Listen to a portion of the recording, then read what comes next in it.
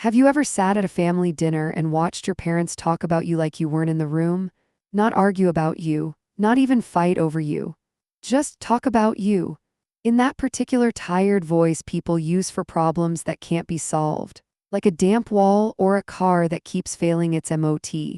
That was every Sunday of my childhood. And then one day, in a hotel function room in Manchester, in front of 80 business partners and family members who had written me off before I was old enough to vote, a woman in a charcoal suit crossed the room and handed me an envelope. And everything my family thought they knew about who mattered fell apart in about 45 minutes. My name is Callum Briggs. I'm 26 years old. I'm a muralist and graphic artist based in Salford, and I have ADHD, the kind that was never diagnosed until I was 19. Which meant the first 12 years of my education were spent being told I was lazy, disruptive, and not trying hard enough by teachers who should have known better and parents who chose to believe them. The Briggs family aren't old money. We're new money adjacent, which is in some ways worse because new money always has something to prove. My grandfather, Frank Briggs, built it himself. Started with a single transport café on the A57 in 1981, a greasy spoon with formica tables and a jukebox, and spent the next 4 decades turning it into a regional hospitality group. By the time I was born, Briggs Hospitality had 8 venues across Greater Manchester and Cheshire. Casual dining, a couple of gastropubs, 1 boutique hotel, not a national empire, but solid, real, worth, by the time any of this happened, somewhere close to £4, 2 million. My father, Derek Briggs, had been running it since 2015 when Frank stepped back. My uncle Paul was on the board. My cousin Stephanie, 3 years older than me, had done a business degree at Leeds and was being groomed for a senior role. And then there was me. The diagnosis came when I was 7. Not ADHD, they didn't say that. They said difficulties with sustained attention and impulsive behavior, and may struggle in traditional classroom environments. They suggested strategies. They gave my parents a leaflet. My parents gave it to each other to read and then filed it somewhere and never mentioned it again. What they did instead was compare. My older brother Daniel was 3 years ahead of me, straight A student, rugby captain, went on to study accounting at Durham. He was the proof that the Briggs genes worked. I was the evidence that something had gone wrong in the second attempt. I couldn't sit still. I lost things. I would become so absorbed in drawing. I'd been drawing obsessively since I was about 5, that I'd miss entire lessons, entire conversations, entire family meals because I was somewhere else in my head, working on something, pulling at a thread no one else could see.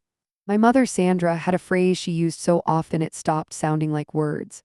Callum, you need to learn to focus. Focus, as if it were a tap I could turn on if I really tried. As if I hadn't been trying every single day with everything I had just to keep up with a world that seemed to have been designed specifically to wrong-foot me. Christmas 2013. I was 14. Daniel had just been made school captain. There was a cake. There were photographs. My uncle Paul said, "Chip off the old block," meaning Grandad Frank, and everyone laughed and agreed. Then someone asked what I was doing at school. My dad said, "Callum's Callum," and laughed. Just that, Callum's Callum, like it explained everything. Like I was a weather pattern, unpredictable, unavoidable, nothing to be done about it. Under the table, a hand found mine. Rough, wide fingers.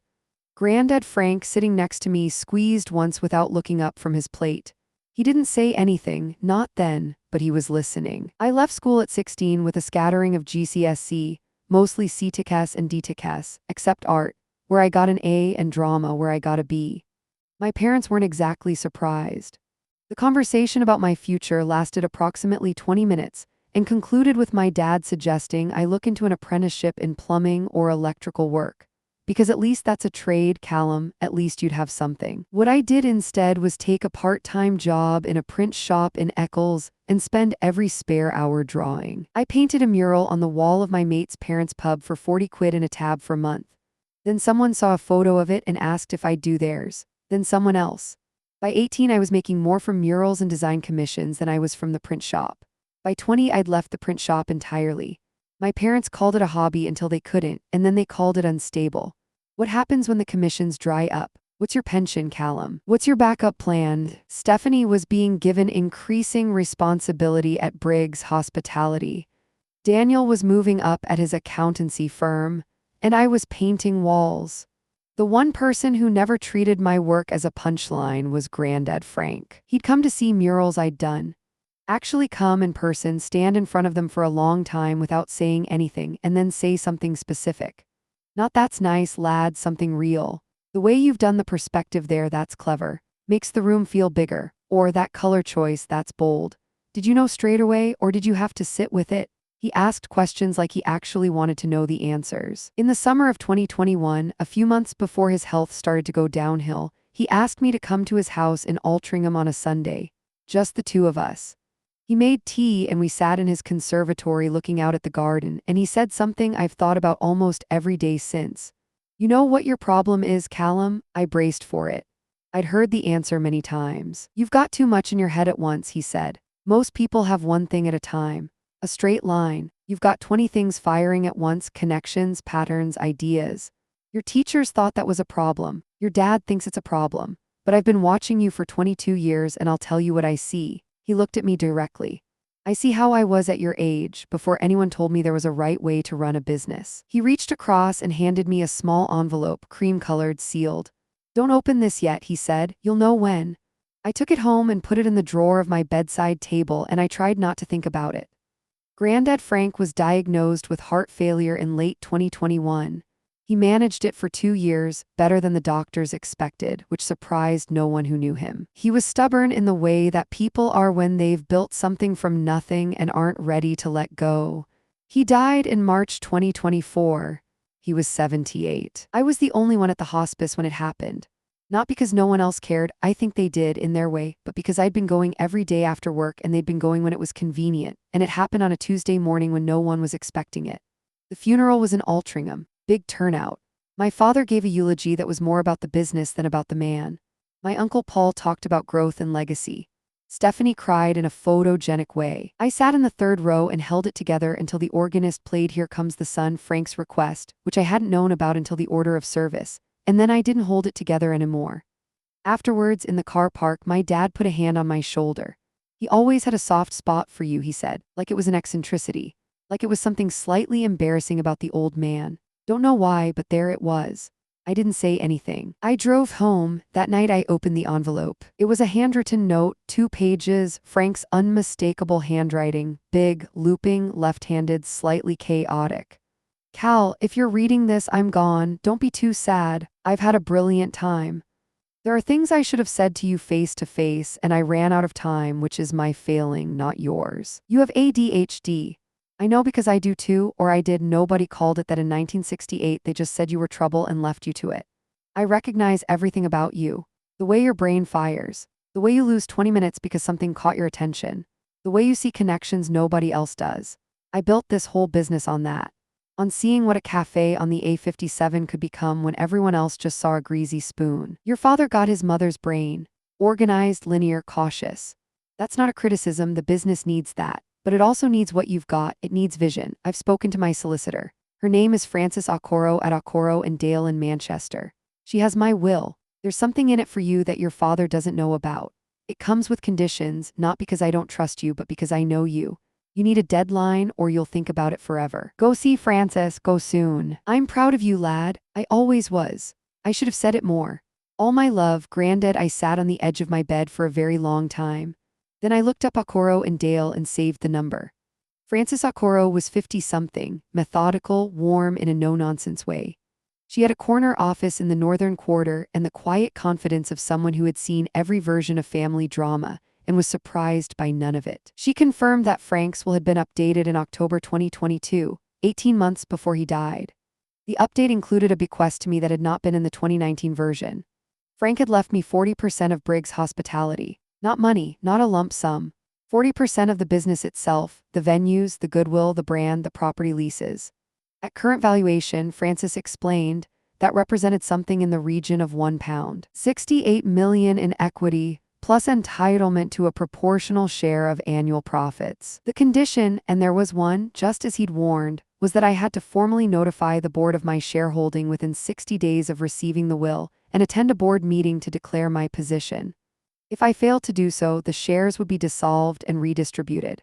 My father held 35%. Paul held 25%. The remaining shares were split between two long-standing managers.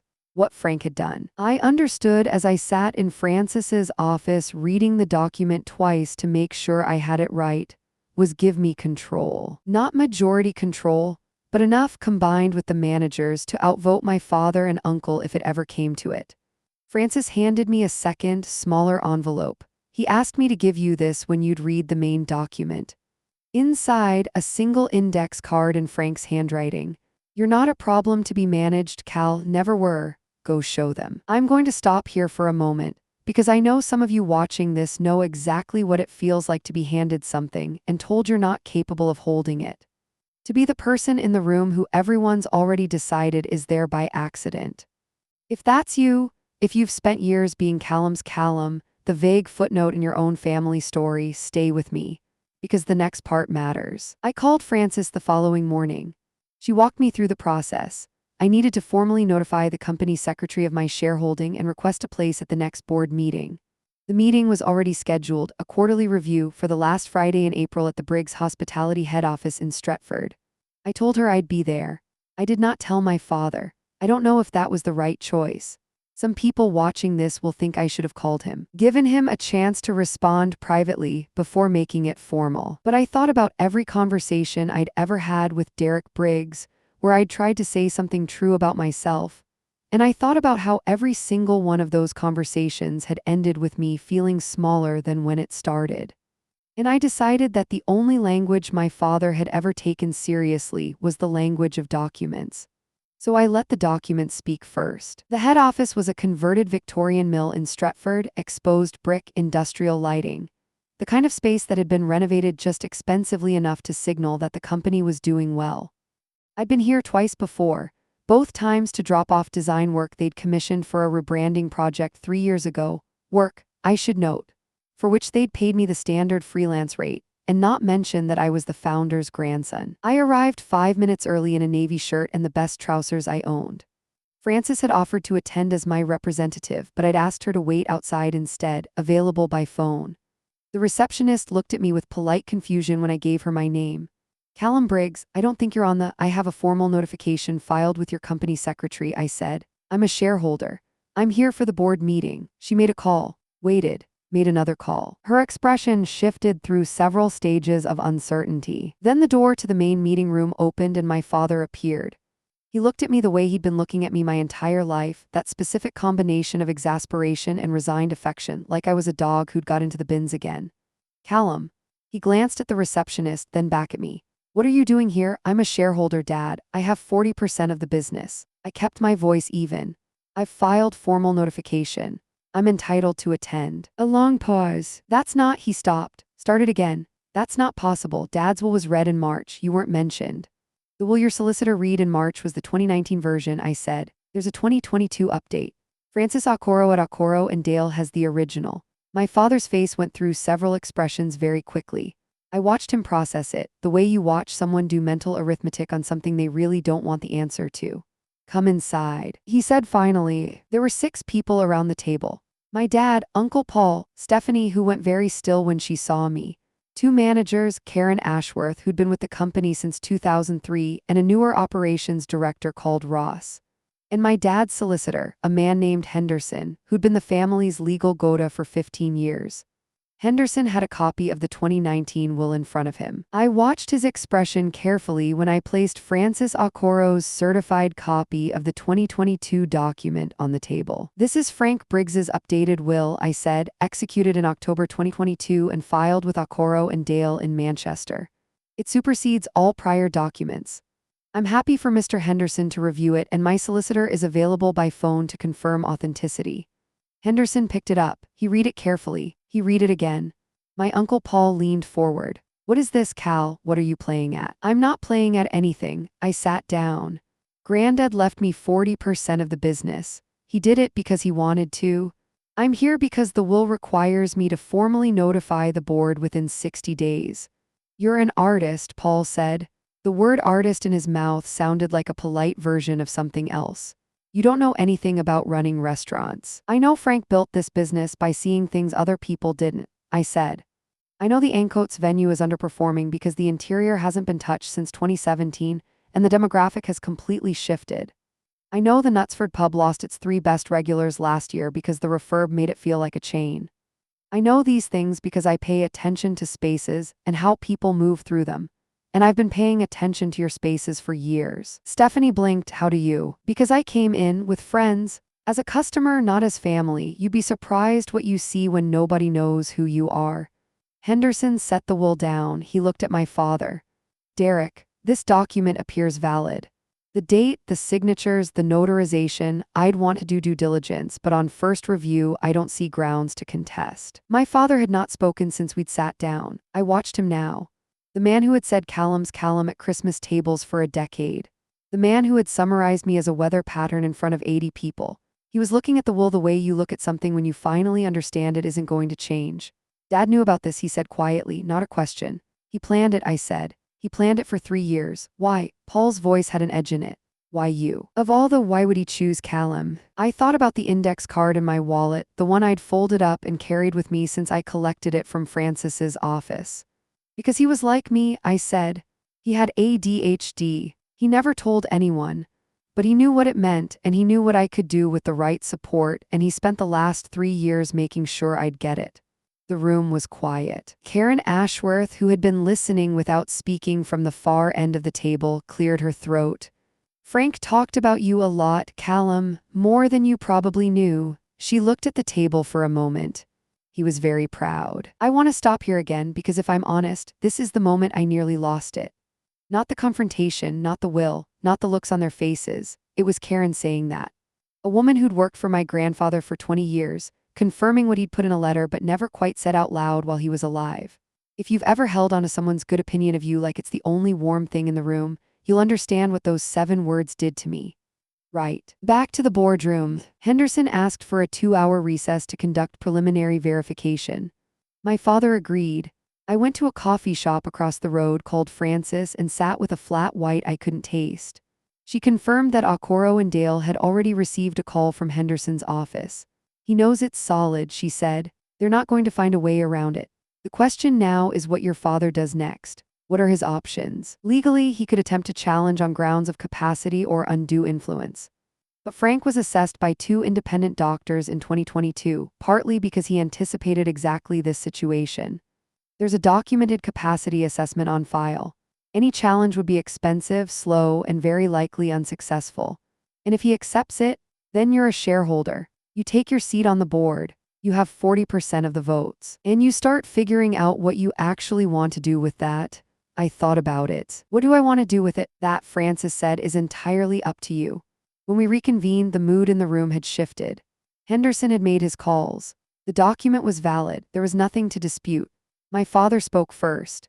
He looked older than he had 2 hours ago, and I felt something complicated about that, not guilt exactly, but a recognition that what was happening was genuinely painful for him, even if he'd helped cause it. I want to understand, he said. What is it you actually want, Callum? Because if this is about money, we can talk about a buyout. It's not about money. Then what is it about? I thought carefully before answering. Grandad built something real, I said. 8 venues, 40 years, hundreds of staff. He built it with his brain and his guts, and he never had anyone tell him the way he thought was a flaw. He built it that way with the ADHD, with the restlessness, with the part of his brain that looked at a roadside calf and saw something else entirely. I looked around the table. I'm not here to take over. I'm not here to run operations. I know what I know and I know what I don't. But I am here because he wanted me here and because I have ideas for this business that have never been heard because nobody ever thought to ask me. What kind of ideas? Ross, the operations director, leaned forward. He looked genuinely curious rather than defensive. The kind that start with the Ancoats venue, I said, which is hemorrhaging the under 35 demographic and doesn't have to be. A pause. Go on, said Ross. I won't go through the full 4 hours of that meeting. But I'll tell you this. By the end of it, I had proposed a creative consultancy role for myself across the hospitality group, directing the visual identity, interiors refresh, and brand strategy for the venues. Not a director's salary, not a grand title. A proper consultancy arrangement with a clear brief and deliverables, in addition to my shareholder status. Karen seconded the proposal before anyone else could speak. Ross supported it. Henderson noted it for the record. My father abstained. My Uncle Paul voted against. It passed anyway. After the meeting in the car park, my dad stopped me. I need you to know, he said, that I didn't know about the ADHD with him. I didn't know. I know you didn't. If I'd known, he stopped. I'm not sure I would have handled things differently with you if I'm honest. And that's something I need to sit with. It was the most honest thing he'd said to me in years. Possibly ever. It's a start, I said. He nodded. We didn't hug. But he waited until I'd unlocked my bike before he got in his car, which for Derek Briggs was practically an embrace. The story went round quickly. These things always do in Greater Manchester's hospitality world. A few industry contacts called Francis with questions. A journalist from a regional business title asked for comment, which I declined. What I did do was turn up to the Ancoats venue on a Tuesday morning with a sketchbook and spend 4 hours in there, watching how people moved through the space, where the light fell, where the sight lines broke down, where the energy died. The manager, a young woman called Priya who'd been there 2 years, came and sat opposite me after an hour. Are you here to close us down? I'm here to figure out how to make this place work the way it should. She looked at my sketchbook. What's that? It's how I think. I turned it so she could see. Tell me what you'd change if no one was telling you no. She had a lot to say. I wrote it all down. 6 months on, the Ancoats venue has been through a partial interior refresh. Not an expensive overhaul. Just a series of targeted changes that addressed the specific things that were making the space feel wrong. New lighting in the main dining room. The back wall repainted and muraled. I did it myself over 2 weekends. A commission technically, though I knocked a fair bit off the invoice. The layout of the counter area rearranged so that queuing felt less chaotic. Revenue in the first full month after the changes was up 22% on the same month the previous year. Ross sent me an email with just the numbers and 3 exclamation marks. I'm currently mid-design on proposals for the Knutsford pub, the one they'd over-renovated into something generic. The brief I've given myself is to make it feel like it belongs somewhere again. Like it has a history, even if some of that history is invented. Grandad Frank would have found that funny, I think. The idea that you can build authenticity deliberately if you're honest about what you're doing. My relationship with my dad is not fixed. That's not the right word, and it would be dishonest to use it. We have lunch every month or so. He asks about the projects. I tell him. Sometimes he pushes back, and sometimes he asks questions that are actually good questions, and I'm learning to tell the difference. My Uncle Paul remains difficult. He voted against the consultancy, and he'll probably keep voting against things I propose until he either comes round or retires. I'm not losing sleep over it. Stephanie and I have found something we didn't have before, which is honesty. She told me over drinks in November that she'd always known the family was harder on me than on her, and that she'd been relieved rather than guilty because it meant the pressure landed somewhere else. That was a brave thing to say. I told her so. We're not close the way siblings in films are close, but we're real with each other, which is better. I was assessed for ADHD properly at 19, which means I spent my entire childhood being told to try harder at something that my brain was structurally incapable of doing the way everyone wanted it done. I spent years internalizing the idea that the way I thought was a deficiency, a gap, something to be embarrassed about and managed and apologized for. It took my grandfather, a self-made man from Salford who never had a diagnosis, who just decided somewhere in his 70s that he understood what I was and what I was worth, to hand me a different version of the story. The ADHD isn't why I struggle to read long documents in one sitting. It isn't why I forget appointments or lose things or get so deep into a creative problem that I surface 3 hours later not knowing where the time went. But it's also why I can walk into a space and understand within 10 minutes why it isn't working. It's why I make connections between things that seem unrelated and find the one that matters. It's why, when Grandad Frank handed me a note that said you'll know when, I didn't open the envelope for 2 years because some part of my brain understood that timing was everything and waited. Your difference is not your damage. That's the thing I'm still learning, and I suspect I'll be learning it for a while. I'm working from a studio in Salford now, a proper one, rented, with north-facing light the way it's supposed to be. The mural commissions are still coming in. The hospitality consultancy is growing. I've taken on one member of staff, a young designer called Theo who has autism and sees things in spaces that I miss, which has already made the work better. On the wall of the studio above my desk, I've hung a photograph of Grandad Frank outside the original A57 café, 1981. He's squinting into the sun, grinning, one hand on the door of a place that probably smelled of bacon and cigarettes. He looks like someone who has absolutely no idea how big it's going to get and doesn't care because the idea itself is enough. Below it, I've tacked up the index card. You're not a problem to be managed, Cal. Never where it goes show them I'm going. If you're watching this and you've spent years being someone's Callum's Callum, the one who gets the tired voice, the footnote at the table, the gentle dismissal wrapped in almost affection, I want to say something directly to you. You are not waiting to be discovered. You are not waiting for someone to hand you an envelope in a hotel function room and say the thing the right people never said. But if someone did say it, if someone in your life saw you clearly when everyone else was looking away, hold on to that. Tell them. Write it down. Keep it in a drawer if you have to. Because the people who believe in us before we believe in ourselves are rare and they deserve to be remembered.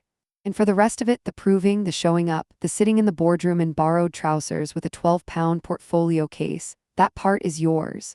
Nobody can take it from you. They never could. Thank you for staying to the end. If this hit something in you, leave me a comment, tell me who believed in you when it mattered, or tell me you're still looking for that person. I read them all. Subscribe if you want more and take care of yourselves.